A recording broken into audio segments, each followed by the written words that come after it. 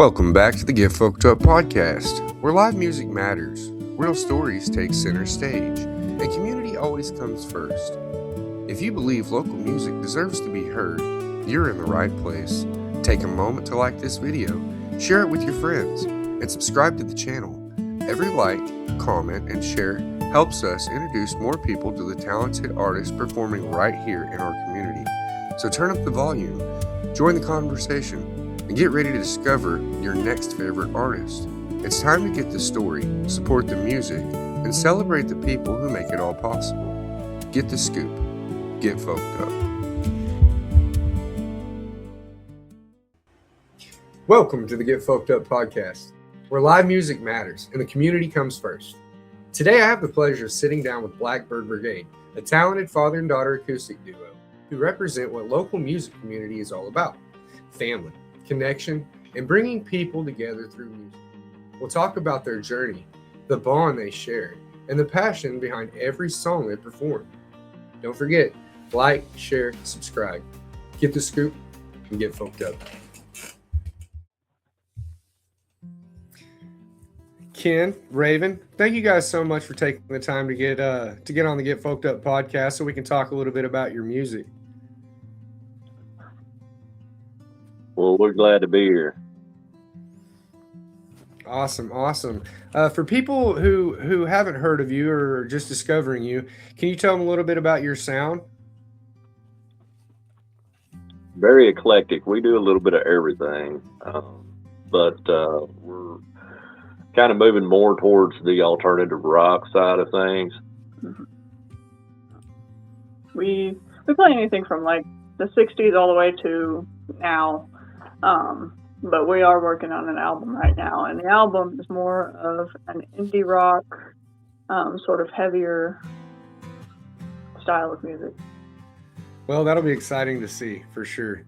I know I love a lot of what I'm hearing from you guys. I'm excited to meet with you guys so we can do like some in-person stuff, and I can go live whenever you guys are performing and try to get some real-time responses and build, our community like that. That'd be cool. That would be great, man. Show that we care, that we're listening, and we're sharing. So, absolutely. We have a pretty good music scene in this area. Like all the bands, I've played music around here probably 30 years, maybe even longer than that. All of the bands have been playing music quite a while around here, so they all know one another. They all kind of share each other's gigs and that kind of stuff. So it's really nice. It's starting to come back after COVID, where we're getting a lot more venues doing music and a lot more of a scene.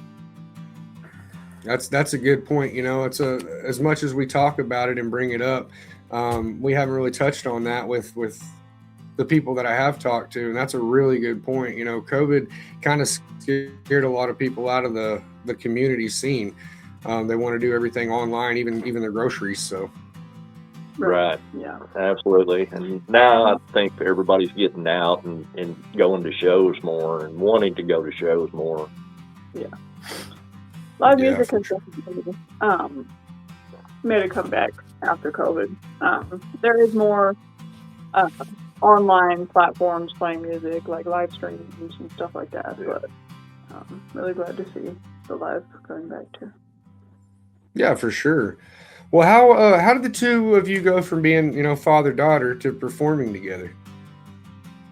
Well, we've always I've played music, like I said, for years and years and years. And when I've got 5 daughters, and the youngest 2 have always really been into music with me. And I would bring them up on stage when they were really young to do a song or something. So it's kind of just something they've grown up with. Yeah. I really like instruments, especially woodwind instruments, string instruments. So I started playing flute when I was in 5th grade. I started playing guitar when I was 3. So I have a knack for certain instruments, and I have grown that over the years. And when I went to college this past year, and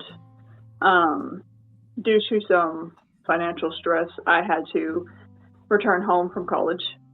And shortly after I returned from college, we decided, hey, let's jam together.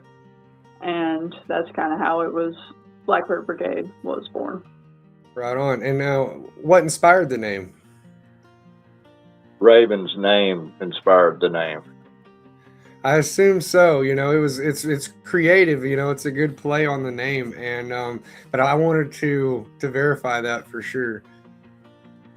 Yeah, it inspired the name. It just kind of popped in my head one day, and I'm like, let's roll with that. I like that.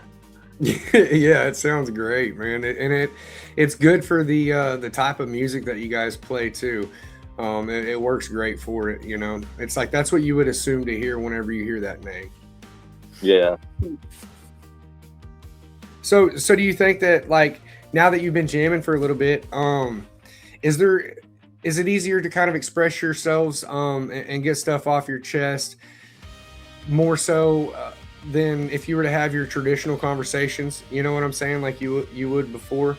Because now that you've bonded through music, is there anything else that's added to that bond that kind of helps you guys express yourself? I think because we're related and father-daughter, that I don't know if it I would say express ourselves, but I think that we are able to kind of read each other's mind when we're playing music, and like we were playing at Fairfield Bay the other night, and I'm notorious for mixing words in songs. And Raven will catch that every time and just roll with it. And I love that, because a lot of people would be like, immediately look at you like, what are you doing? But she'll just roll right with it. And of course the crowd rarely catches it, but I'm just kind of used to it at this point. I know that goes every once in a while, because you'll just roll over a word, or you'll skip a verse, and I'll be like, okay. Right. It happens. Do you guys have like an extra memorable moment, when you're performing together? Was there any time that kind of just stood out more than others? Oh, I don't know. I can think of one, but she probably doesn't remember it. Let's see. It was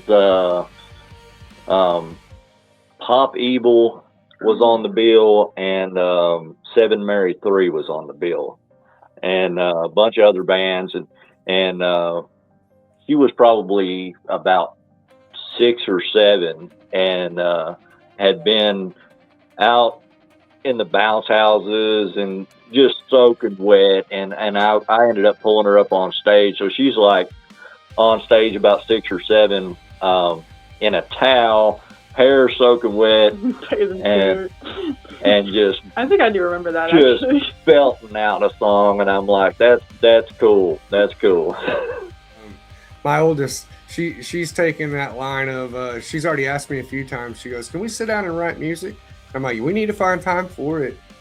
I want to see what we can create." That would be great. It's our writing together is very unique. Like I said, we've got an album coming up, and the songs that we've sat down and wrote together are so different than anything that I expected us to be able to write. We both have very different writing styles. He's very metaphoric in his writing. I'm a little more straightforward. So mixing that blend together is very interesting, but I think it'll be cool. Let's see. Does it clash? I mean, do you guys clash often, or does it actually work out in your favor? Usually works out in our favor, to be honest with you. I think that we have an advantage because we're from 2 different generations. We've lived 2 different lifetimes, so it's like coming together. But yeah, she's kind of an old soul too, so like she relates with a lot of the things that I do, And of course, I've always tried to keep a real open mind, so we relate really well on most things anyway. What do you believe local musicians and live music venues, or why do you believe they're so important for the community? Good question. Well, I'll tell you that one's deep, because for me, music feeds the soul. So some people go out and they go to church and they do different things that helps them get through their life. There's something about being able to go out to a bar, or restaurant, or a festival or something and see live music that no matter what's going on, something I like to say when we start shows is, it may have been a long week, but we're going to do this. We're going to shut the door. We're not going to think about work. We're not going to think about religion. We're not going to think about all the things that are going on out there. We're going to play some music, and we're going to celebrate life right here where we're at tonight. And I believe that wholeheartedly. That is the main importance of those venues and people getting out and actually doing it live. Yeah, exactly. What can people do beyond just liking a post to genuinely support these independent artists like your band? Well, it's great. Likes are great, and I will take all of them we can get. But to me, the way to support a band is to comment on their stuff, to show up at a gig, Right. To buy merch, to tell your friends about the bands that you like that maybe they haven't heard of, and that sort of thing. Definitely talking about the band, getting the word out there. Definitely coming out, because that's what it's for. We want you to come out, come have a good time with us, and enjoy music with us. Because at the end of the day, it is about the music, for me at least, and sharing that with people. No, I agree.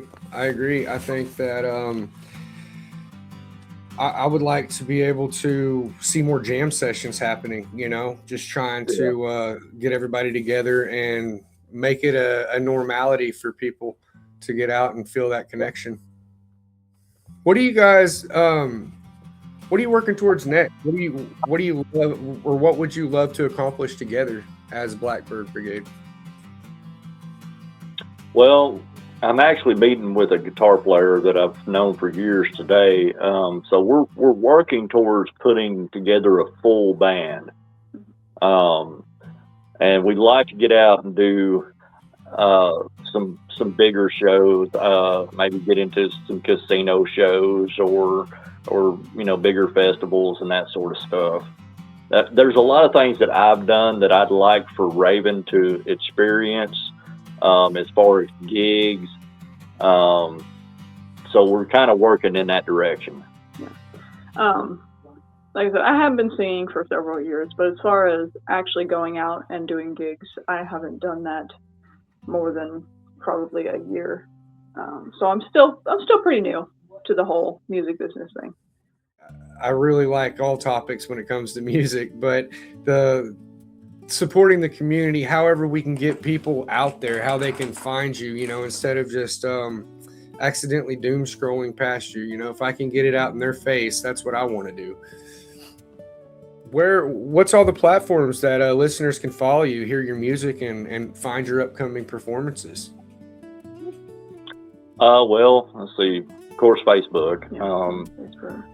We have a Reverb Nation page and YouTube. I have a few albums that are already been released that are available, on Spotify and all of the platforms. But right now, as far as Black Bird Brigade goes, it's pretty much Facebook and YouTube is where we do most of our promotions. Excellent. Well, I'll definitely be able to put those up at the end of the video so everybody can see where you're at and see how to get a hold of you on that. All right. That would be great. What about the near future? What do you guys got lined up as far as your live shows? Norfolk Brewing Company in October. We'll be at the Loft on Turkey Creek in Horseshoe Bend in October. And then we'll be back in Batesville at Las Palentas in Batesville in December. Maybe once you get back into Batesville, I can make it over there or something, and we can try to do that live. That would be wonderful. Yeah, that would be a great venue to do that in. They've got a nice wide open stage and good area for that. I think once you're able to do some live podcasting, that'll grow, because you'll definitely pull in the crowds from the venues, the people that are out to see the musicians and stuff. It just kind of makes it a little bit more exciting for the audience. So I think you'll definitely do well with that. Okay. You know, at Get Folked Up, we believe live music brings people together, and you guys kind of touched base on it earlier. But when someone leaves a Black Bird Brigade performance, what do you hope that they carry home with them? I hope that they carry a little peace home with them. So that's kind of what we touched base on earlier about going out and seeing a live show, is that for that moment you're able to kind of forget about everything else.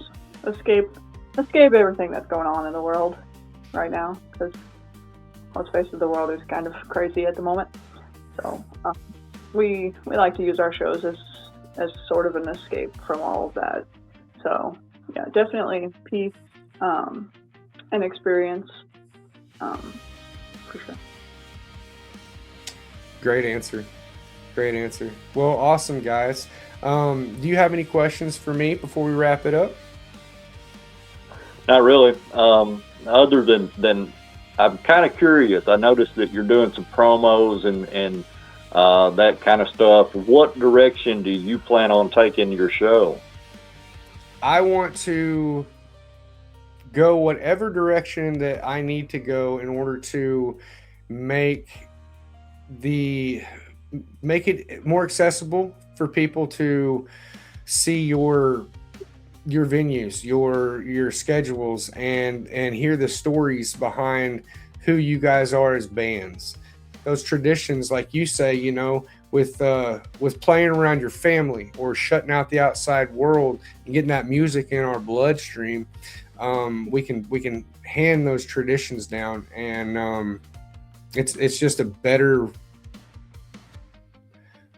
dynamic, I think. You know, I want to grow that dynamic, and I want to grow the support system for you guys, so that we're, as a music community, paying back all the hard work that you guys give as musicians and stuff, and show our appreciation. So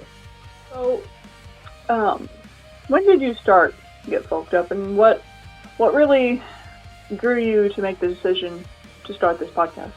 I want to say it was probably 4 months ago, 4 months ago. I've always liked music, and I've really gotten into folk style music, and there's so many subgenres that bounce off of that. Like, make a platform to where we can introduce a lot of different people, instead of just music events or big happenings outside. They can see it on a platform that they're used to opening up every day. And, you know, if they hit that bell and they subscribe, then it'll come to them automatically. And they'll know, hey, I can make this event, or I can, you know. And so that really spoke to me. It's something that I've always had a passion for. So for me, it's something that I can take and say, I'm doing this to make me happy. I'm doing this to share a passion with other people, and hopefully inspire them too. So I think you've definitely got a great thing built here, and of course you'll grow over time. Well, I really appreciate it. Any kind of encouragement it helps a lot, and it feels good, you know, because because like you guys, there's a lot behind the scenes, the grinding and the work and editing and that people don't see. But if I can give them 10, 15 seconds of, oh, wow, that's cool, then it's worth it too. So Absolutely. like I said before, keep me posted on stuff so that we can, stay in contact and keep circulating everything for everybody. And Absolutely. We will. okay. And in the future, if you guys ever want to come back on the show and give everybody an update with how it's going with the full band or any kind of new music, I'd love to have you. Maybe after the album gets released, we can stop in and tell everybody about it. Oh, that'd be awesome. That would be really cool. Well, all right, guys. If you don't have any more questions, then we'll wrap it up. All right, sounds good. We appreciate you having us on.